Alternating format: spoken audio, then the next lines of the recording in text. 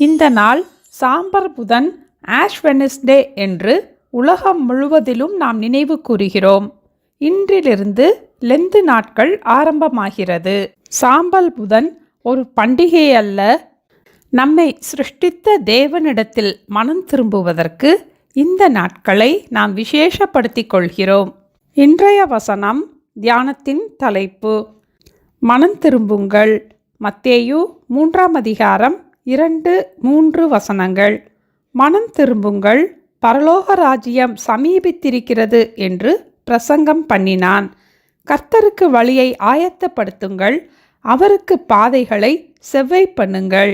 மேசியாவாகிய இயேசு இந்த உலகத்தில் பிறப்பதற்கு முன்னே அவருக்கு வழியை ஆயத்தப்படுத்த யோவான் ஸ்நானகன் பிரசங்கித்த முதல் வார்த்தையே மனம் திரும்புங்கள் என்பதாகும்.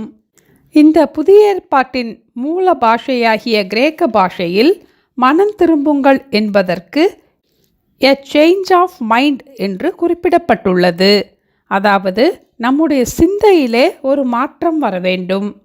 ஆண்டவருடைய வார்த்தை நமக்கு நேராக வரும்போது நாம் பாவத்தை குறித்து மனதிலே குற்ற உணர்வை பெற்றவுடன் அதை அறிந்து நம்முடைய மனதை பாவ வழியை விட்டு விலகி தேவனிடத்தில் திரும்புவதே மனம் திரும்புதல் ஆகும். Turning away from sin and turning towards God. யோனா தீர்க்கதரிசி வாழ்ந்த காலத்தில் நினிவே ஜனங்களுடைய அக்கிரமம் தேவனுடைய சமூகத்தில் எட்டினது. அப்பொழுது கர்த்தருடைய வார்த்தை அவர்களுக்கு நேராக வந்தபோது அவர்கள் தேவனை விசுவாசித்து அவரவர் தம் தம் பொல்லாத வழியையும் தம் தம் கைகளில் உள்ள கொடுமைகளையும் விட்டு தேவனிடத்தில் திரும்பினார்கள். அப்பொழுது நினிவே பட்டணம் முழுவதும் காப்பாற்றப்பட்டது. யோனாவின் பிரசங்கத்தை கேட்டு நினிவே பட்டணத்தார் மனம் திரும்பினார்கள் என்று இயேசு கூறினதை மத்தேயு 12ஆம் அதிகாரம் 41ஆம் வசனத்தில் நாம் வாசிக்கிறோம். இயேசு இந்த உலகத்திற்கு வரும் முன்பு யோவான் ஸ்நானகன் இந்த உலகத்திற்கு அறிவித்த முதல் வார்த்தையே மனம் திரும்புங்கள் என்பதாகும். இயேசுவும் கூட தன்னுடைய ஊழியத்தை ஆரம்பிக்கும் போது தேவனுடைய ராஜ்யத்தின் சுவிசேஷத்தை பிரசங்கித்து காலம் நிறைவேறிற்று, தேவனுடைய ராஜ்யம் சமீபமாயிற்று, மனம் திரும்பி சுவிசேஷத்தை விசுவாசியுங்கள் என்று கூறினதை மார்க்கு 1ஆம் அதிகாரம் 14-15 வசனங்களில் நாம் வாசிக்கிறோம். இயேசுவின் 12 சீஷர்களும் புறப்பட்டு போய் பிரசங்கித்த முதல் வார்த்தை மனம் திரும்புங்கள் என்று கூறினதை மார்க்கு 6ஆம் அதிகாரம் 12ஆம் வசனத்தில் நாம் வாசிக்கிறோம். இயேசு உயிர்த்தெழுந்த பின் மனம் திரும்புதலும் பாவ மன்னிப்பும் எருசலேம் தொடங்கி சகல தேசத்தாருக்கும் பிரசங்கிக்கப்பட வேண்டும் என்று கூறினார். இயேசு இந்த உலகத்தை விட்டு பரலோகத்திற்கு சென்ற பின் பேதுரு தன்னுடைய முதல் பிரசங்கத்திலே உபயோகித்த வார்த்தை மனம் திரும்புங்கள் என்பதாகும். அப்போஸ்தலர் 2ஆம் அதிகாரம் 38ஆம் வசனத்தில் நாம் வாசிக்கிறோம்.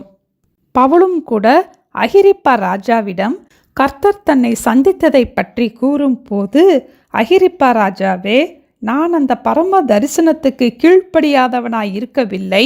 முன்பு தமஸ்குவிலும் எருசலேமிலும் யூதேயா தேசமெங்கும் உள்ளவர்களிடத்திலும் பின்பு புறஜாதியாரிடத்திலும் நான் போய் அவர்கள் தேவனிடத்திற்கு மனம் திரும்பி குணப்படவும் மனம் திரும்புதலுக்கேற்ற கிரியைகளை செய்யவும் வேண்டுமென்று அறிவித்தேன் என்று கூறினார். பவுலும் கூட தேவனிடத்திற்கு மனம் திரும்ப வேண்டும் என்றும் மனம் திரும்புதலுக்கேற்ற கிரியைகளை செய்ய வேண்டும் என்றும் கூறினார். அன்று இரட்சகராகிய இயேசு இந்த உலகத்திற்கு வருவதற்கு வழியை ஆயத்தப்படுத்த மனம் திரும்புங்கள் என்று உலகத்திற்கு அறிவித்தார். அன்றிலிருந்து இன்று வரை தொடர்ந்து இந்த செய்தி அறிவிக்கப்பட்டு கொண்டே இருக்கிறது. அதிசீக்கிரத்தில் மீண்டும் இந்த உலகத்திற்கு நியாயாதிபதியாக வரப்போகிற இயேசுவுக்கு வழியை ஆயத்தப்படுத்த நாம் இயேசுவுக்கு நேராக நம்முடைய மனதை திருப்புவோம். நாம் மனம் திரும்புவோம், மற்றவர்களையும் இயேசுவுக்கு நேராக மனம் திரும்ப அழைப்போம். மனம் திரும்புகிற ஒரே பாவி நிமித்தம் பரலோகத்தில் மிகுந்த சந்தோஷம் உண்டாயிருக்கும் என்று இயேசு கூறினதை லூக்கா 15ஆம் அதிகாரம் 7ஆம் வசனத்தில் நாம் வாசிக்கிறோம். எந்தெந்த காரியங்களில் நாம் மனம் திரும்ப வேண்டும் என்று நம்மை நாமே நிதானித்து பார்ப்போம். நம்மை நாமே நிதானித்து அறிந்தால் நாம் நியாயம் தீர்க்கப்படும். மனம் திரும்புங்கள், பரலோக ராஜ்யம் சமீபித்திருக்கிறது. கர்த்தருக்கு வழியை ஆயத்தப்படுத்துங்கள், அவருக்கு பாதைகளை செவ்வை பண்ணுங்கள். ஜெபிப்போமா? எங்களை நேசிக்கிற எங்கள் அன்பின் ஆண்டவரே, நாங்களும் கூட எந்தெந்த காரியங்களிலே மனம் திரும்ப வேண்டும் என்று எங்களை நாங்களே நிதானித்து அறிந்து தேவனிடத்திற்கு மனம் திரும்ப எங்களுக்கு கிருபை தர ஜெபிக்கிறோம் அப்பா.